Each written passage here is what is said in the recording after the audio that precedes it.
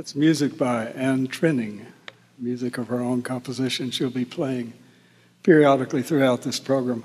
She and I have performed together a good number of times, and I asked her why she wanted me to read things I'd written while she was playing, and she said, because if you play piano music for more than 5 or 10 minutes, people start shuffling their feet and coughing. So feel free to shuffle your feet and cough while she's playing. I'm Ed Williams. I'm your moderator. I'm your moderator because Kathy and Paul know that I will do more or less what they tell me to do. I left my reading glasses at home, so I'm going to disappear behind a number of things here, including my cell phone. A couple of words of information about the program. We selected readers from among Dannye's observer colleagues, members of her poetry critique groups, and her Charlotte Lit students. While we won't introduce each reader, their names are listed in the program next to the poem they'll be sharing. We have copies of all 5 of Dannye's poetry collections for sale, courtesy of Park Road Books. A portion of the sales will go to Charlotte Lit's Dannye Romine Powell Memorial Fund. And if you're looking for a way to express your appreciation for Dannye's life and work, the Charlotte Lit Dannye Romine Powell Memorial Fund is one thing you might consider. As I said, people won't be talking much about what's going on because we need to get through this program while it's still sunlight out. But Lou Powell is my oldest friend. He and I met at Ole Miss, 60 or so years ago, and have been friends ever since. When he and Dannye married and they moved into Dilworth, they also became our neighbors, and we've always considered them extended family. So though Dannye is not here today in person, she's certainly here in spirit, and some of that spirit comes through in the works you'll be hearing today. So thank you for coming. How I still think of you. Like a tropical rain, the kind you see coming for blocks mid-afternoons, carrying the odor of the next town over, the kind mothers rouse their children from naps to see, gathering them at the door to watch the silvery pelt before it moves on out to sea. The street already dry now, where the girls playing hopscotch stand soaked. Those girls who saw it coming, who knew they had time to run inside, but stood there, lulled by its soft canter, its thin curtain of mercury, the loose, high sheen, those girls who stand there yet, yellow chalk crumbling in their small, tight hands.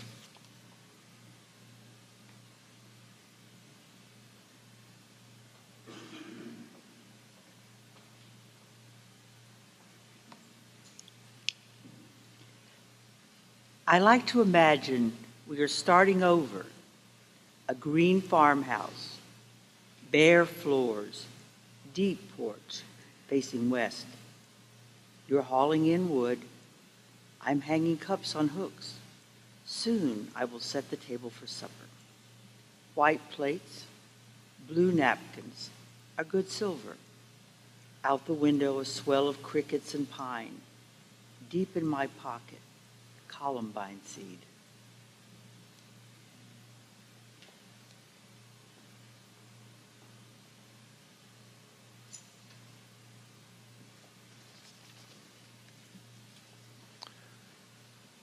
Why I'm against liposuction? Oh, to be surplus, to bask in rolls of fat, to be fishes and loaves after he blessed them, to feed nations in one sitting, to love the words portly and stout, to introduce them to your neighbors and watch them disrobe, to hear your soul singing with a swollen joy, to roll over and meet yourself coming, to clasp hands and be more than you thought.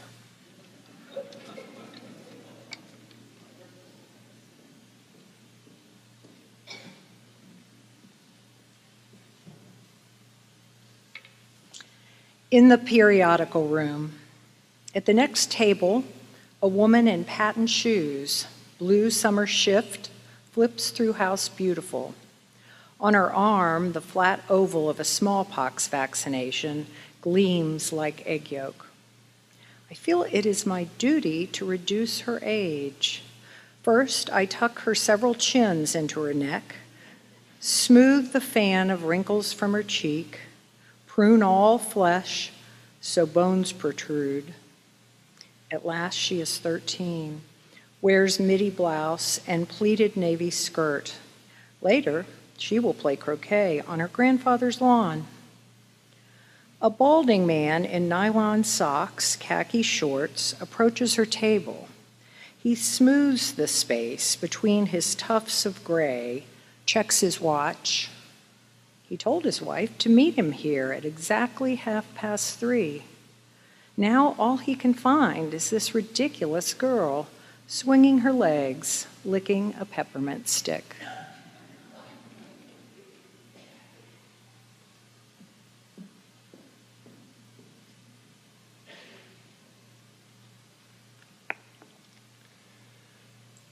At every wedding, someone stays home. This one sits all morning beside the picture window, staring out at the lawn, which in these situations is always under a sheet of ice, even in June. The girl is wearing her quilted robe, gloves, fur-lined slippers. Still, she can't get warm. Her mother gets hot just watching her, so she goes out for groceries, makes a great show when she returns of rattling the brown paper bags she saves to line the birdcage. Now she is running water, peeling melons, humming, arranging daisies. We who are watching want the mother to quit making noise, to stop chopping fruit, to leave the kitchen. We want her to walk down the hall to the closet where the wool blankets are stored. We want her to gather 5 or 6, the solids, the stripes, the McGregor plaids, and tuck them under her daughter's legs, saving one for her feet and one for her thin shoulders. Now we want her to heat water for tea, bring in wood, and quick, before her daughter freezes, seal all the windows against the stray, chill peal of bells.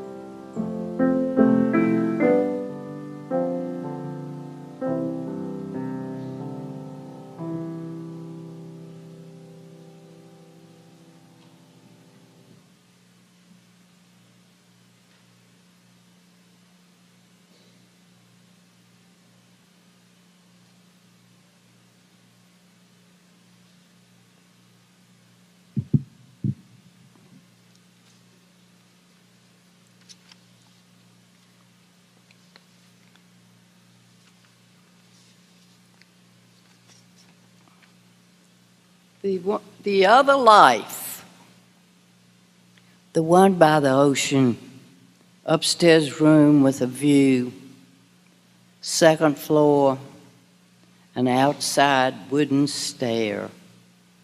I could have chosen that one, climbing each night after work as a waitress or maybe a clerk.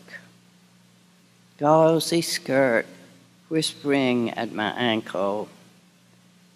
Inside, one lamp left burning.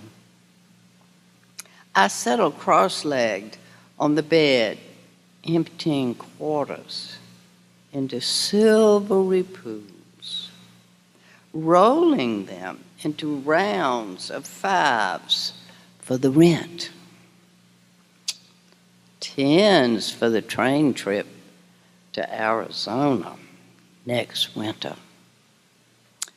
Before supper, filling the tub as the curtain drifts out over the TV, revealing stars, scattering last night's ashes. Instead, I live inland, in the yellow house on the corner across from the park. That's where I am now, in the white chair by the upstairs window, pin oaks splashing the panes. Now, don't misunderstand. I'm here by consent. I was simply trying to remember the exact dimensions of longing.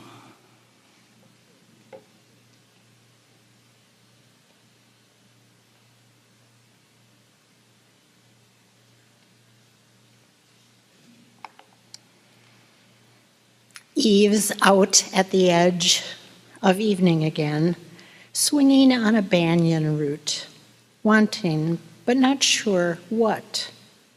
Serpent lounging in the ferns, same old line.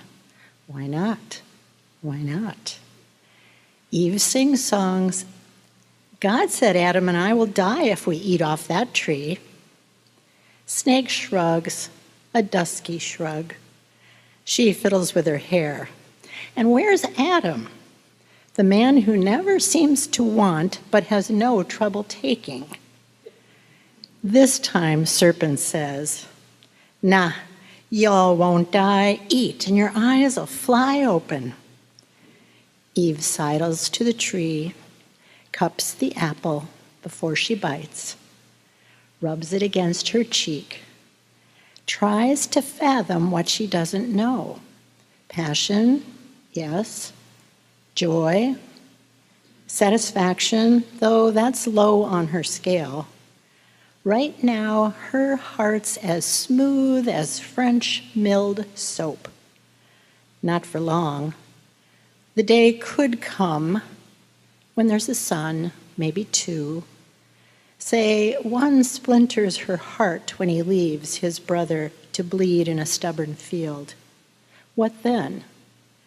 How will she feel standing in the door as he disappears along the road, forever marked?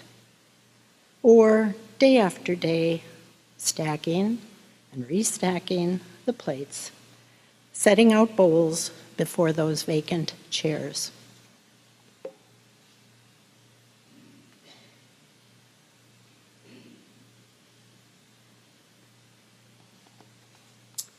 Adam tries to explain to God that none of this is his fault. She sliced it, parted my lips, pried my teeth, ground that white meat into my mouth. I could hardly breathe. Eve at my cheek, panting, "Is it good? Is it good?" Exploding, "How dare you wander all those days among the trees and not show one whit of curiosity? How dare you?" As if I'd sinned against her, as if I, not she, had disobeyed.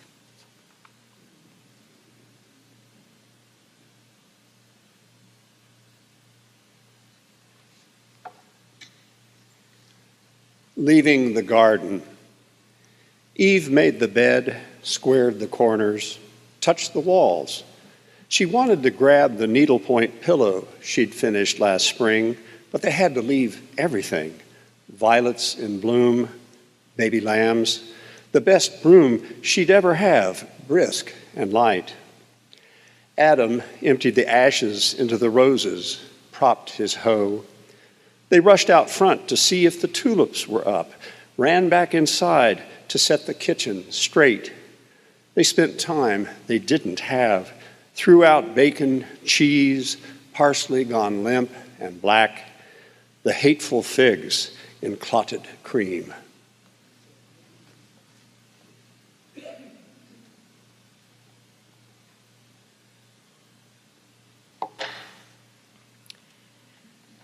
To the neighbors whose gardenias I stole last spring, I'm leaving these miniature cakes on your doorstep as recompense. Did you happen to see me rip blooms from your hedge? I could not help myself. Sorrow had wedged its way into my heart. The delicate scent of your flowers cradling me in balm. Enjoy these cakes. I've laced them with rum. Come next spring, I can't say for certain I won't steal again.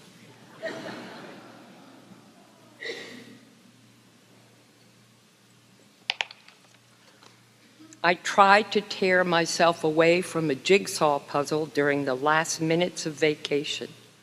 I can't resist one last fit, maybe two, the tapered bent wood leg or the edge of the violin case open on the yellow chair. Such bliss to find the piece that makes the room come true. But what's the use? In minutes we'll be gone. The puzzle rattling home with us, breaking apart.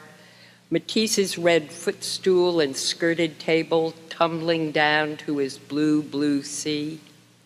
A week before he died, morphine pack at his waist, my father leaned against his maple tree, explaining to my husband in robust detail how he'd like his gutters cleaned. The job was not complete, he insisted, until we plunged the garden hose deep into the downspouts, flushing out all traces of debris. How he carried on as if he'd lived for weeks. Back inside, we unlaced his shoes, laid him down to nap. I sift the pieces one more time, searching for the elusive crease in the white pleated curtains. I hear my husband turning off the shower, and I must stop now.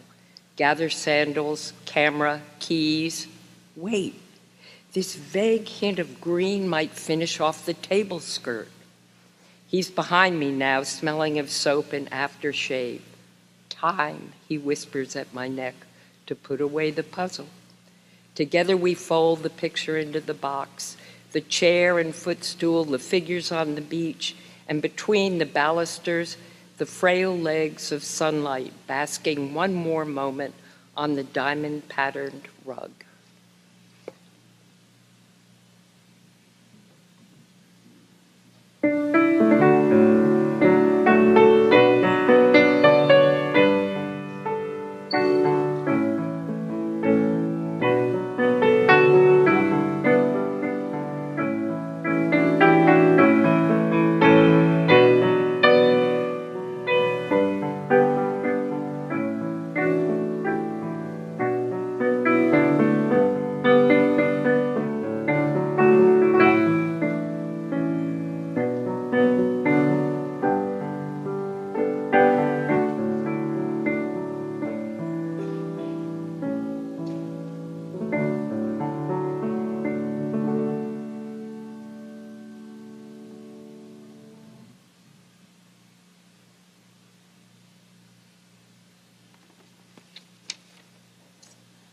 Avalanche. He braked the old green Chevy on the side of a mountain somewhere out west and bet my mother he could start an avalanche by kicking a single rock into another. No, No, please. Don't, Ann, please. And in the back seat, I, an only child, trapped with a pile of Archie and Veronica's, watch my mother's chin crumple, while out the window my father hunted the sun-crazed slope for the one rock that would knock our whole world loose.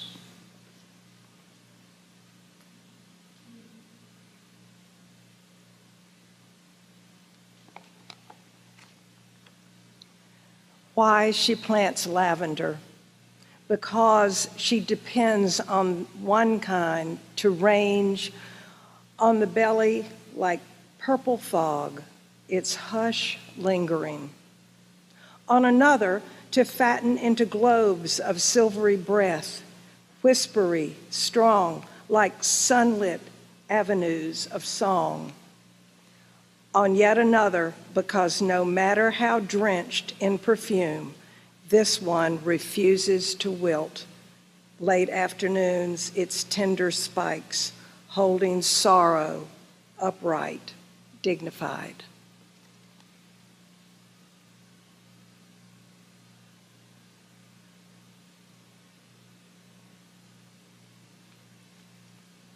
The train whistle.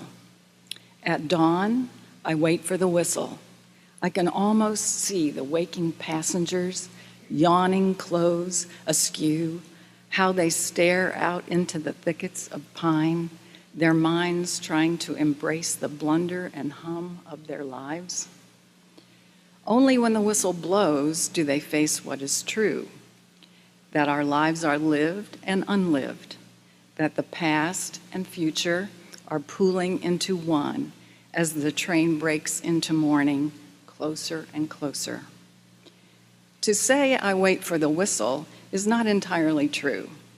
It's as if the whistle waits for me, or, forgive my conceit, longs for me, as if during the night the engines have gathered speed, churning black air into hot, urgent waves. When I hear the oval scream, I throw open my windows. Day after day, I lean out into rain, into sun, into snow, arms wide and amazed, the whistle wailing and wailing, all that is lost, all that is not.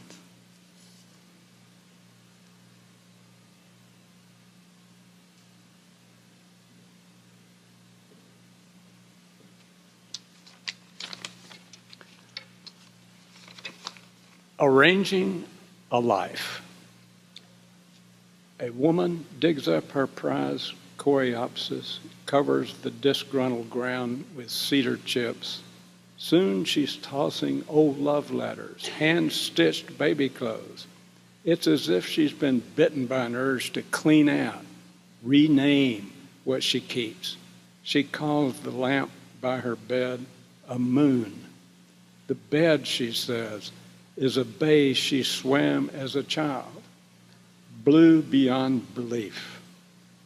Her breath ragged as she pulls towards shore, a shore she calls by a name she swore she'd never breathe again.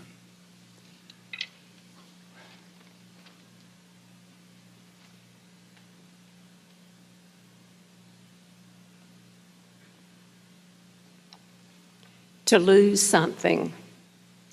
A Philip Larkin poem, for instance, which you tore from the New Yorker, though of course you can't remember the title, only that you loved it. And you know if you found it, you could finally begin your morning. Or that black and white photo of the gaggle of preschoolers in the town where your grandparents lived, the town you only visited, but the teachers treated you as one of their own. Find that, and you're home. You remember how the camera caught the class squinting into morning sun, and how the plump girl in back was hiking her skirt to scratch her leg. What eludes you is what you wore, and whether your cousin with the bowl of yellow hair stood to your left or your right. It may take hours to locate them. Larkin's poem, evaporating by the second, the photo fading.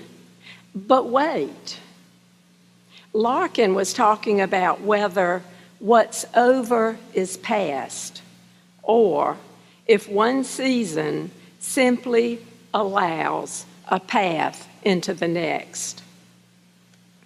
So you ask all these decades later, are we children lined up that May morning gone, sun no longer bathing our faces?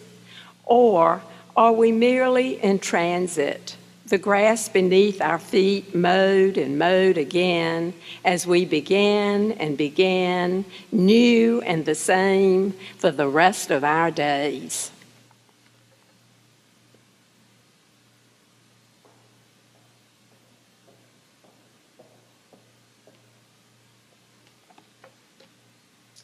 I took my mother shopping. After she died, so much easier this way. She could walk again, and she liked orange, chiffon, and skirts that flared. She was looser with the clerks, joking, smiling.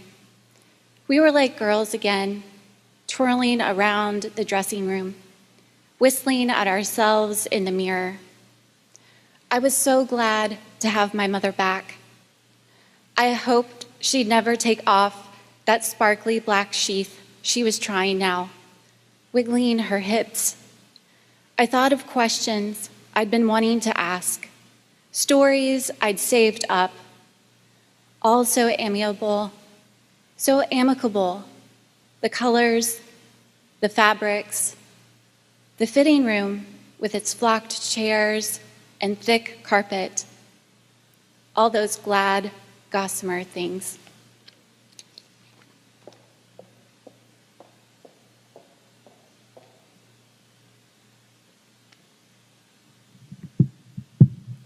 The villa.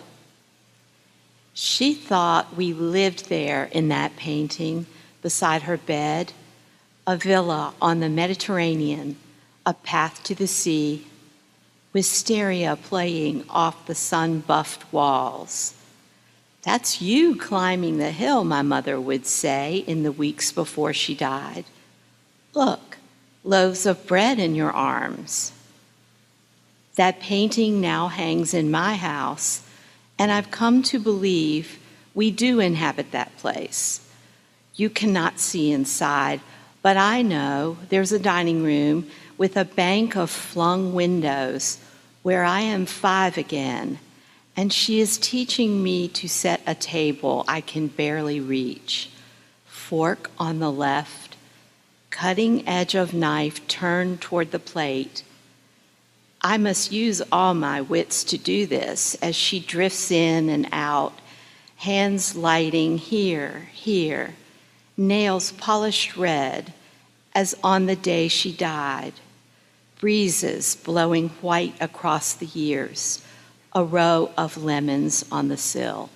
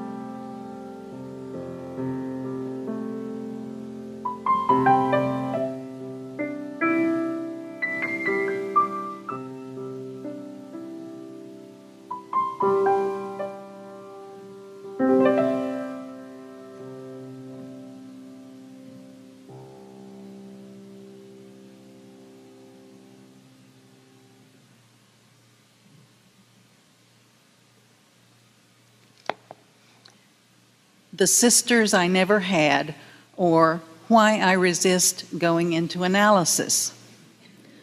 Of course, one was more beautiful than the others. I hated her, We all hated her, except for our father, who invented games in order to embrace her.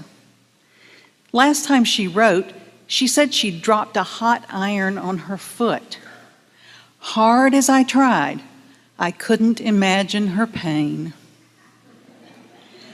The next sister floated, her slim back always in retreat. I'd find her name scrawled in a book, erase it, sign my own. After our parents died, she wanted nothing but their stash of worn maps. I imagine her heading west on a train, reaching for something in the overhead rack, something frilled maybe, made mostly of silk. The last one, the baby, didn't live to be 10. She would sleep with her face fast to my neck. Mornings, before the others woke, she'd beg for stories. I'd tell her about the twin cottages where we'd live on a white beach, watching each other's kids. I knew better, knew she was no more than a comma, tentative, shy, never meant to reach the end of anything. Her kind of vacancy takes a lifetime to fill.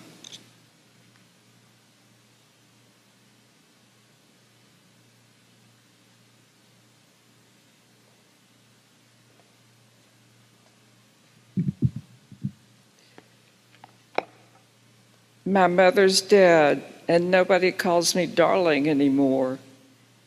To hear the word, clear as the morning, brimming with sea, I've taken to saying it myself.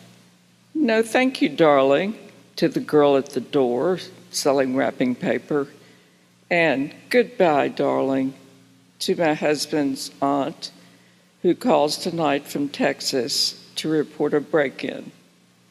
Those last weeks at the nursing home, my mother's vacant stare vanished when I walked in. Darling, I'm so glad, I'm so happy you're here.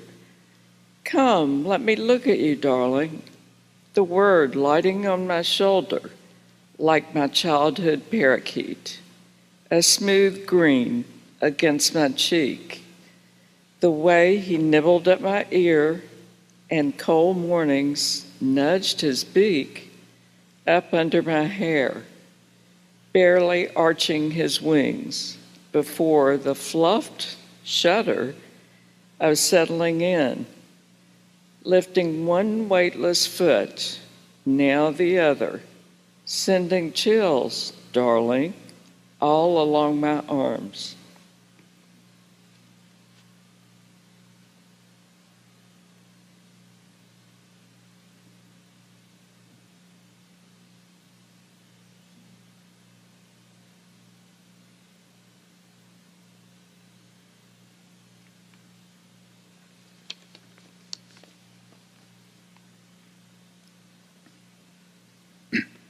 When the other shoe has dropped, a hush not even the bees can disturb. Grass stops growing. Roses swallow their thirst. At first, the naked eye does not notice the long exhale, sharp intake. Everything exactly the same, only the wave has gone out of the ocean.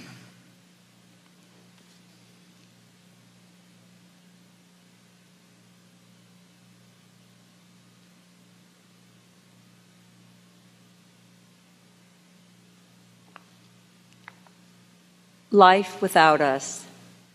2 empty swings in the sloping back meadow of a mountain house.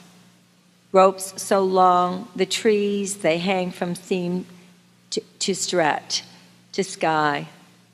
Wooden seats side by side, twisting a bit in the summer breeze, as if the children, who seconds before might have been pumping high toward blue, squealing with joy, suddenly abandoned their game. We stare down into the stranger's yard without an inkling as to why sadness settles over us like a shawl.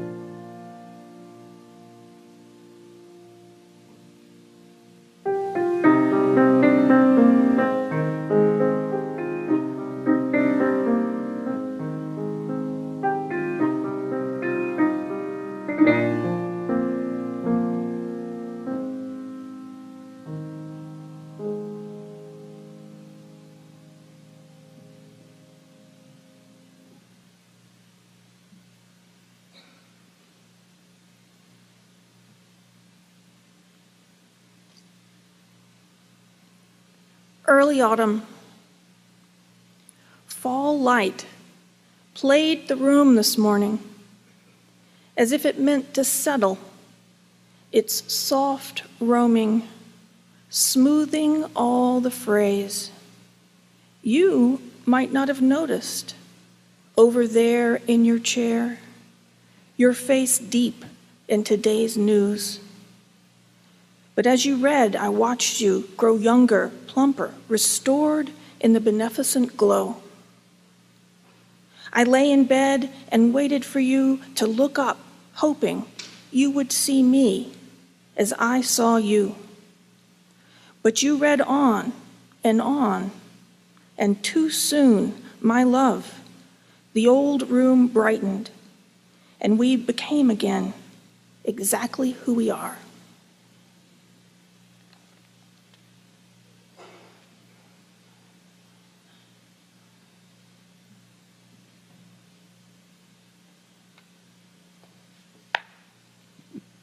Morning lit the daffodils. In the glass vase on the table, they appear made of raw silk, stitched and crimped. I call my husband in to look. Oh, how beautiful, he says, this same husband who, when we married 40 years ago, didn't know the name of daffodils or any other flower, and said he didn't care to know. Since then, so many things we never predicted. I'll spare you the list. I only want to say that every time life surprised, it did something else as well, eased into our lives a radiance, yellow on yellow frill.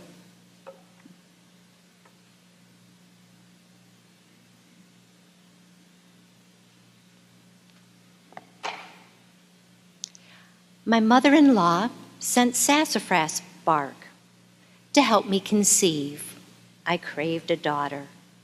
Her face, like my mother's face, made of sky and leaves and gentle rain. I wanted to carry her high, inside, her heft latching to my heft, her body a mandolin. Sometimes, late at night, I hear her on the stairs or rummaging through boxes in the attic. I don't get up. Whatever she finds, she can have. What is mine is hers.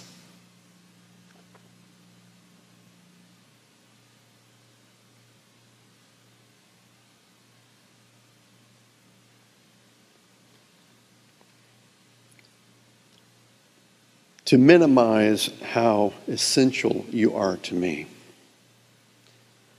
I sometimes pretend we're in divorce court. Your lips thin and bloodless, your fingers laced and exact, an axe propped against your knee. Now I can loathe you with 3 bloody chambers of my heart, while with the 4th, I fall for you all over again. Which reminds me of a story a friend tells about a friend of hers whose memory is gone. When this friend is agitated, nothing can calm her.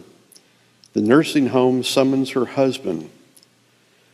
And somehow, though they've lived apart for a long time, and she has no clue who he is, he's still the only one who can fold her into his arms, the only one who can soothe.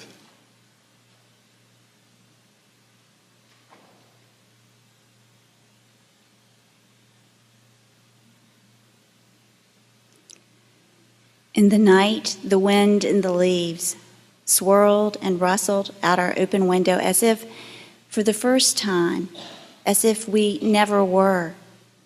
The earth newborn, sweet. And what of us asleep on the too soft bed in the old mountain house? Gone. Also our children, the ones who lived, the ones who died before they grew whole. All night, the breeze swirled and rustled through the leaves as if it played a secret game, swirling and rustling all night, as if we never were. Thank you all so much for being here with us today to remember and celebrate Dannye's work. Please stay. We'd love to share memories of Dannye and refreshments. So stick around. And thank you very much, Anne, for being with us, and to all our readers.